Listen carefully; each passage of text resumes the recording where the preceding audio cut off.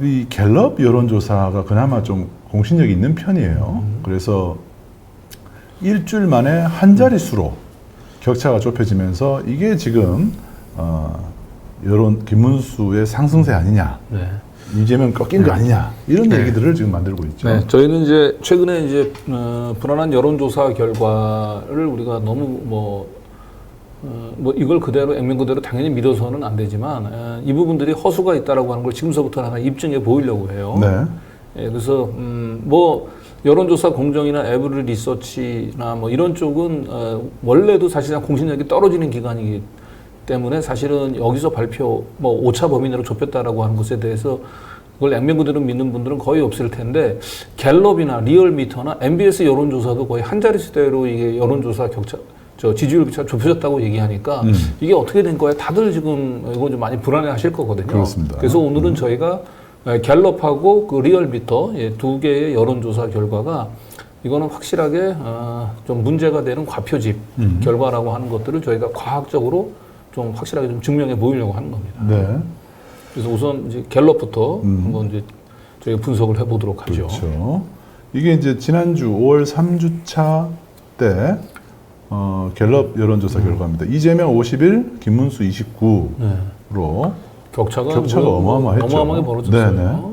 네네. 지금 보시면은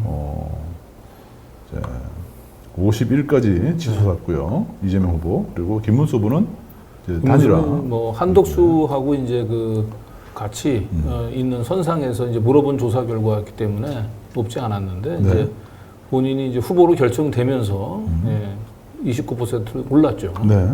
그런데 이제 이때까지만 해도 꽤 격차가 벌어졌기 때문에 많은 분들이 이번 대선을 해보나 마나다 이렇게 생각을 했었어요. 네. 그런데 일주일 만에 이 여론조사 결과가 이재명 대표는 저렇게 꺾인 거죠. 네. 그래서 51대 45로 그리고 김문수는 한 번 더 치고 올라간 거예요. 급격하게. 네. 그러면서 이 추세가 대선까지 이어지게 되면 이게 골든 크로스 김문수 입장에서는 그리고 이재명 후보 입장에서는 데드 크로스가 되는 거 아니냐 이런 불안감들이 지금 지금 우리 민주신부정에 돌고 있는 거죠. 네. 예. 자, 이렇다 보니까 이 여론조사가 5월 4주차에 나온 이 여론조사가 이게 45대 36 이게 맞냐. 이게 너무 이상하다. 이런 얘기들도 나오고 있습니다. 그래서 저희가 응답자들의 성향, 네. 이념 성향이라고 그러죠. 네. 이념 성향을 한번 비교해 봤습니다. 왼쪽이 5월 3주차, 오른쪽이 5월 4주차입니다. 보시면은 1000명 중에서 지난 5월 3주차 때는 보수가 300이었어요. 그런데 5월 4주차 때는 보수가 349로 약 한 50명 정도 올라갔습니다. 그런데 중도를 보면 295에서 327. 그런데 진보는 295에서 234로 뚝 떨어졌습니다. 그러니까 보수와 중도 쪽으로 사람들이 더 몰렸다. 이런 거를 지금 볼 수가 있죠. 특히 보수 쪽이 50명 가까이 크게 늘어난 걸. 보수는 과표집되고 진보는 이제 과소표집이 된 거죠. 네. 자, 전주에 비해서. 네. 그러면 이제 중도만 한번 보죠. 중도 결과가 어떻게 나온지. 여기 이제 5월 3주차죠. 13일에서 15일까지 조사를 했고, 5월 4주차는 20일부터 22일까지 조사를 했습니다. 중도만 봤을 때는 이재명 후보가 5월 3주차 때는 52%였고 김문수가 20%였습니다. 김문수를 2배 이상 앞선 겁니다. 중도만 보면. 그리고 5월 4주차 때 보면은 49대 25로 중도도 조금 격차가 좁혀지기는 했어요. 쓰나 전 보수 결집의 효과로 보여지긴 하는데 네. 여전히 거의 더블 스코어에 가까운 더블 격차를 스코어죠. 보이고 있는 거죠. 지금. 격차가 좁혀지긴 했으나 여전히 중도는 이재명 후보가 압도적으로 높은 그렇죠. 그런 지지율 격차를 보이고 있습니다. 네. 진보 쪽 보시면은요 83대 8입니다. 보수가 18대 65에 비해서는 진보 쪽이 훨씬 응답자들의 결집력이 상당히 높다는 걸 알 수가 있죠. 네. 그런데 이상하게 보수 쪽에는 사람들이 좀 많이 모여 있어요. 그죠? 네, 보수 쪽에 많이 이제 몰려 있다기보다도 네. 3주 전, 그러니까 일주일 전에 비해서 일단 이 보수가 과표집이 된 거죠. 네. 예. 그러면 이렇게 볼 수도 있잖아요. 보수 쪽 사람들이 응답을 많이 한다도 있고 실제로 사람들이 보수 쪽으로 생각이 많이 이동했느냐. 그러니까 일주일 만에 이념 성향이 중도에서 보수로 이렇게 변한다든지 진보에서 보수로 변하고 그러지는 않잖아요. 그렇죠. 그러니까 이거는 결국 표본을 설정하는 과정에서 보수가 과표집이 됐다라고 보는 것이 합리적이죠. 네. 응답을 열심히 했거나 보수 쪽 사람들이. 그렇죠. 네. 예. 근데 또 이 사람들이 또 투표장에 또 더 많이 갈 수도 있고 해서 일단 보수 과표집에 대해서는 지금 수치적으로 5월 3주차와 5월 4주차는 샘플로 응답자의 질이 균질하지 않다. 네. 균질하지 않은 상태에서 이 결과를 같은 조건이라고 보기는 어렵다라고 저희들은 판단하고 있습니다. 특히 이걸 이제 표로 한번 보시면요. 자, 정치 성향별로 봤을 때, 300명 정도였는데, 여기 30% 정도인데, 34.8%로 약 5%포인트가 올라갔습니다. 보수가. 보수는 늘어났고, 전체 그 조사 집단에서 보수가 차지하는 비중이 4.9%가 올라간 거죠. 네. 그리고 중도 쪽은 3.2%포인트가 올라갔습니다. 29.4에서 32.6이니까 중도도 늘은 거죠. 네. 비중이 올라간 거예요. 네. 근데 진보는 무려 6.6%포인트나 빠졌습니다. 네. 그러니까 보수가 5% 비중이 늘어나고 진보가 6% 비중이 줄어든 거죠. 네. 저런 상태에서 조사를 진행을 하게 되면 당연히 보수층이 아무래도 과대 대표될 수밖에는 없는 거죠. 네. 후보 지지율도 보시면요. 51에서 45로 마이너스 6%가 감소했죠. 네. 진보 쪽 감소율과 거의 비슷하네요. 그죠? 6%포인트가 빠진 거. 그렇죠. 김문수 같은 경우는 7%포인트가 올랐습니다. 네. 그러니까 여기는, 결과적으로 그죠? 보수 쪽, 중도 쪽 합친 거, 네. 이 포인트랑 좀 비슷하게 올라온 걸로 그렇죠. 보이죠. 그래서 결국 일주일 전에 비하면 우리의 민심이 이제 김문수를 지지하는 민심이 올라갔다라기보다는 조사 과정에서 그 보수층들이 좀 과다 표집이 되면서 이제 지지율이 올라간 것처럼 보이는다. 네. 자, 이렇게 해석하는 것이 사실상 합리적이라고 보여집니다. 지금 뭐 여론이 바뀌었다라기보다는 적극적으로 응답하기 시작했고, 네. 네, 굉장히 결집하기 시작했다. 결집이 이렇게. 일어나고 네. 있고 또 이것이 여론조사 결과에서 착시 현상으로 나타나고 있다는 것을 알 수가 있습니다. 네. 자, 그러면 그 갤럽은 전화 면접 조사입니다. 그리고 ARS로 또 이렇게 주기적으로 하는 것 중에 하나가 또 리얼미터입니다. ARS 여론조사 중에 리얼미터도 보시면요. 5월 3주차 때는 이재명 후보가 50% 이상 나왔습니다. 그리고 김문수 35.6으로 나왔는데 5월 4주차 때 넘어와서 일주일 만에 이재명 후보가 46.6, 김문수 후보가 37.6으로 나오니까 이게 갤럽도 그렇고 리얼미터도 그렇고 이게 대세로 굳어지는 거냐. 한 자릿수로 좁혀진 거죠. 네. 갤럽에 의해서 리얼미터까지. 그러니까 사람들이 이거 이 추세가 그 이어지면 뭐 결과 큰일 난다. 뒤집어지는 거 아니냐 이런 네. 불안감이 있는 거죠. 그런 거죠. 그리고 반면에 이제 보수층은 야 우리가 잘하면 이기는 거네. 이렇게 선거 포기하고 있었는데 아니네. 이제 이런 이제 말하자면 이제 투표를 포기하려고 했었던 보수층을 이렇게 다시 결집하는 네. 그런 결과로 이어지고 있는 거죠. 네. 오늘 안 그래도 그 저녁 식사 자리에서 어떤 분이 막 그 광주에 대해서 막 폄하하는 그런 발언도 막 큰 소리를 내면서 하는 걸 보고 이들에게 약간 자신감이 생긴 게 아닌가 그런 의심을 좀 들게 했습니다. 자, 요 이제 리얼미터 이렇게 보시면요. 요거 이념 성향별로 또 보시면은, 이재명 후보, 김문수 후보 지지율도 이렇게 격차가 줄어들었지만, 이념 성향별로 이렇게, 보수 쪽이 네, 지금 1,500 샘플이에요. 1,500 샘플이기 때문에 숫자로만 보면 비교가 잘 안 돼가지고 저희가 퍼센트로 다시 계산을 했습니다. 자, 5월 3주차 때 리얼미터는 1,500 샘플이었고요. 5월 4주차 때는 1,000 샘플입니다. 그래서 이 숫자는 감소했지만 비율은 오히려 3%포인트가 늘어났습니다. 5월 3주차 때는 이제 보수층이 이제 전체 표집에서 29.3%였다가 5월 3주 때 32.3%로 네. 3.0%가 늘었죠. 네. 중도는 40.8에서 38.7로 줄고 네. 진보는 23.3%에서 24%로 뭐 거의 그냥 비슷하게. 네.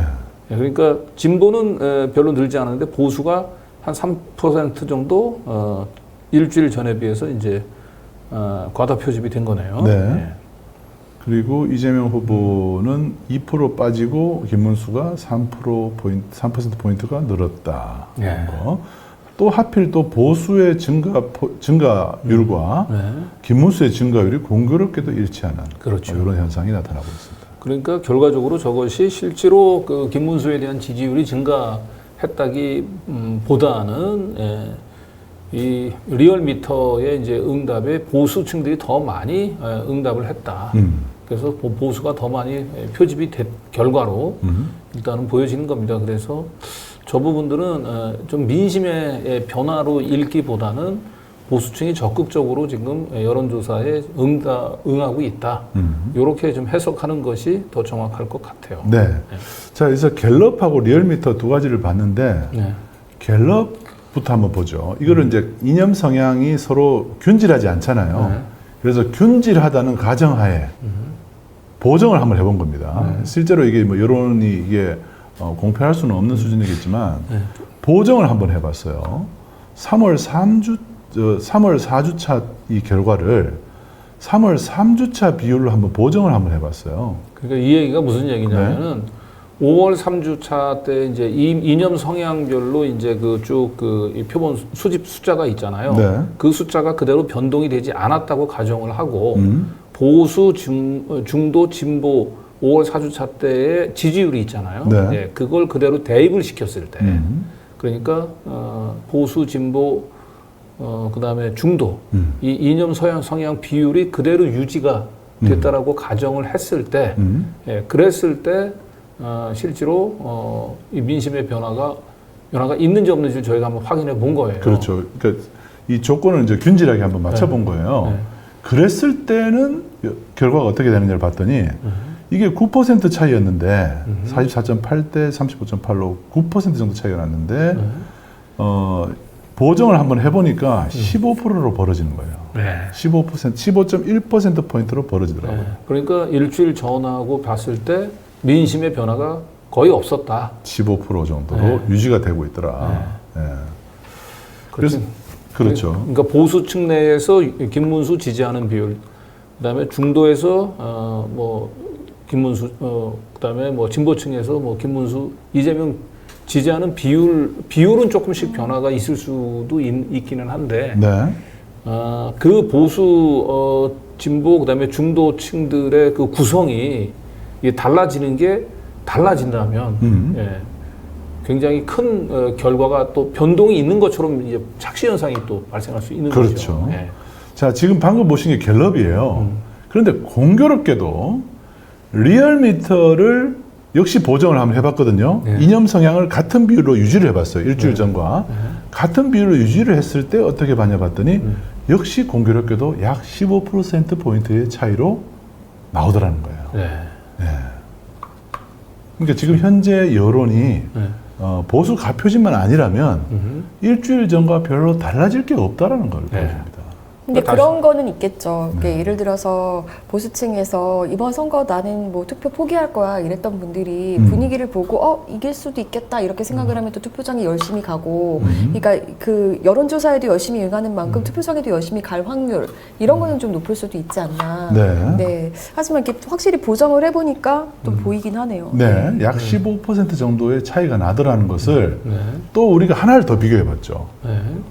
KBS가 한국 리서치에 의뢰해서 여론조사를 같은 비슷한 기간에 여론조사를 한 것도 역시 한 주 전과 5월 3주차, 4주차가 15%포인트 격차로 일정하게 유지가 되어 있더라라는 게 KBS 여론조사의 결과입니다. 각 후보의 지지율만 이제 그 이재명이 46에서 49로, 김문수가 31에서 34로 약 3%씩 올라간 거죠. 네. 이 얘기는 뭐냐면 각 보수 진보 진영별로 결집을 각각 하고 있다라고 하는 걸 보여주는 거죠. 그렇죠. 예. 네. 그렇긴 하지만 격차는 그래서 큰 차이가 없다라고 하는 것을 보여준 건데 우리가 왜 이 KBS 조사 결과를 주목을 하냐면 이건 표본수가 굉장히 많아요. 3,000 샘플입니다. 네. 그러니까 아까 1,000하고 1,500까지 봤잖아요. 네. 리얼미터 같은 경우는 1,500인 경우도 있었습니다. 네. 그런데 뭐 표본수가 뭐 많은 게 무조건 좋다 이렇게 말할 수는 없지만 아무래도 더 모수의 원래 숫자에 더 근접하는 거기 때문에 조금 더 정확도가 올라갑니다. 네. 그래서 표본수 3,000 대신 비용이 많이 들었겠죠. 이거 전화 면접 조사입니다. 더군다나. 그리고 19.5% 응답률이 무려 19.5%입니다. 네, 그리고 이거는 이제 가상 번호입니다. 네, 그러니까 안심 번호라고 네. 얘기하죠. 네, 그러니까 RDD 방식이 아니에요. 네. 그러니까 이거는 실제 번호들을 가지고 한 것이고 물타기가 좀 힘듭니다. 이거. 그러니까 통신사에서 번호를 받아 가지고 부여한 네. 거예요. 그래서 여론조사 기관이 장난을 칠 수 없는 방식인 거예요. 예.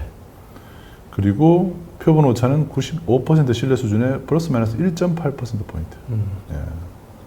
그 응답률도 진짜 굉장히 높고요. 네. 그래서 굉장히 갤럽이나 그 리얼미터에 비해서도 굉장히 좀 신뢰할 만한 표본수도 많고 리얼미터 같은 경우는 100% 무선 ARS잖아요. 네. 자동응답 방식. 그리고 자동응답 방식은 기본적으로 아무래도 이 정치 고관여층들이 응답률이 높을 수밖에 없어요. 그리고 샤이 보스들이 응답하기가 좀 편리합니다. 네. 왜냐하면 기계가 물어보는 거라서 내가 좀 그 내란에 뭐 가담한 것으로 의심되는 후보를 지지한다라는 말을 하기가 쉽지 네. 않죠. 사람한테는. 네. 네. 그래서 이제 결과적으로 말씀을 드리면 그래도 비교적 공신력이 있는 갤럽이나 이제 리얼미터에서 여론조사가 일주일 전에 비하면 약한 지지율 격차가 15%에서 9%로 한 자릿수 이내로 이제 좁혀진 것처럼 보도가 되고 있지만 이것은 실제로 민심이 그렇게 그 변했다기보다는 일주일 사이에 그 보수층들이 표집이 더 많이 잡혀서 발생한 이 결과일 가능성이 높다. 네. 그리고 실제로 우리가 보정을 해보니까 이 지지율 격차는 일주일 전이나 지금이나 15%별 차이가 없었고 이 15%의 격차는 3,000 샘플을 가지고 조사했던 KBS의 조사하고 정확히 일치하더라. 네. 그래서 지금은 온갖 여론조사가 지금 난무하고 있지만 대략 저희가 봤을 때는 15% 정도의 그 격차를 두고 이재명 후보는 40% 후반에서 50% 초반, 김문수는 30% 초반에서 30% 중반 정도의 지금 지지율을 기록하고 있는 게 아닌가. 저희들은 이렇게 좀 판단이 해석을 하고 있는 됩니다. 거죠. 네. 네.